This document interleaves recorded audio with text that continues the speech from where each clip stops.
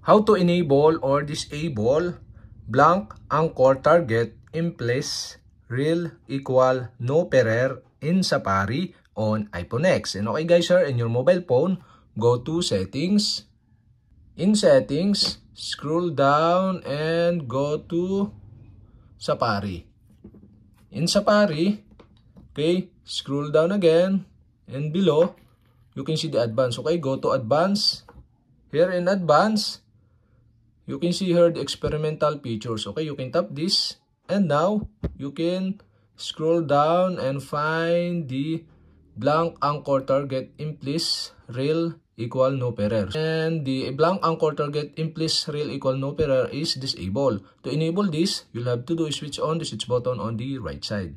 Okay guys, you have successfully enabled. And to disable again, you'll have to do is switch off the switch button on the right side. And okay guys, we have successfully enabled or disabled blank anchor target in place real equal no perer in Safari on iPhone X.